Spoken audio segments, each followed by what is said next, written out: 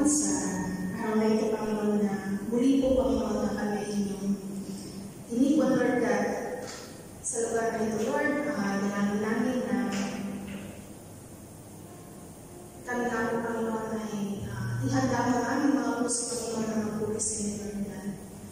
Ano mga karamihan na nakikita mo sa amin, Lord God, pakalinisin mo ang aming Panginoon at maging karapat-dapat na magnisigyan na rin mo sa inyo.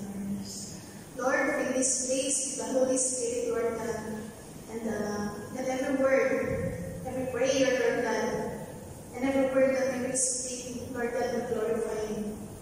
Salamat, Lord God, and dalangin din po namin, Panginoon, ang mga kapatiran namin, Lord God, na on the way pa lang dito, Lord God, na ano sila. Gayun, Lord God, ang mga kapatid namin na nandali na sila, Lord God.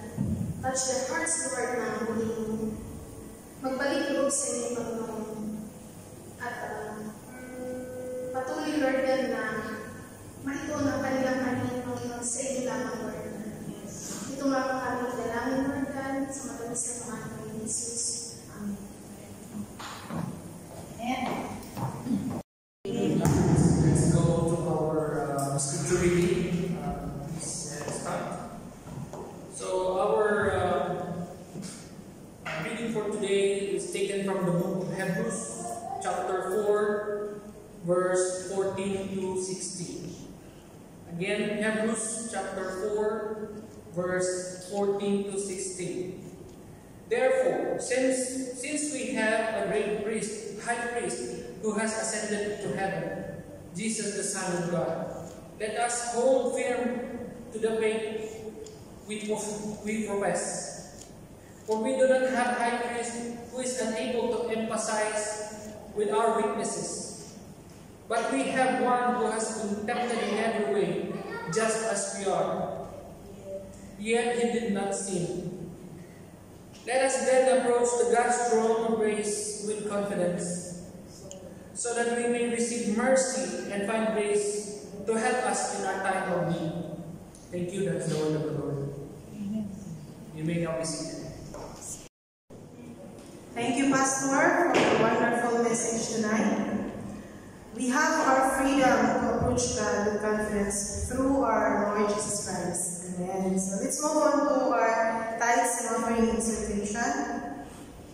Our question tonight: why should we give as a way of honoring God? Why should we give as a way of honoring God? Because God is a giving God. Amen. So how do we know that God is a giving God? Let's read the Bible in John 3:16. Most of us knows about this verse. It says, "For God so loved the world that He gave His only begotten Son, that whoever believes in Him will not perish, but have eternal life." The greatest gift that we can ever have, amen. This is the greatest blessing of immeasurable eternal value. Because of our God's love, He gave His only Son. Tayo din po mga kapatid, if we truly love, kung tayo po yung nagmamahal, ang automatic response po ay magbigay, po ba? Tayo po ay nagmamahal, mahalan ng ating pamilya, ating mga kapatid, mga kaibigan. Tayo po ay nagbibigay ng regalo. How much more po of our God, of our love to our God? Do we love God? Amen. So for tonight, we encourage everyone to give. Not because it's a mere obligation, but a heartfelt response to God's love. Hallelujah. At sabay-sabay po tayong manalangin. Let's pray for our tithes and offerings. Amen. Heavenly Father, the Creator of all things, Lord, we praise and honor your name, Lord God. Thank you for everyone, Lord, that who are here, that they give their time, their effort, and resources, Lord. We have come to you tonight with the heart filled with gratitude because of all the blessings that you give us each day, Lord. Lord, we ask that your abundant blessings be poured out upon each and every one, Lord. Lord, bless these offerings, Lord, that they can be used for the expansion of your kingdom and to glorify your name. Lord, may each and every one, our faith will grow stronger each day and bringing us closer to you. This is we pray in the name of your Son Jesus. Amen.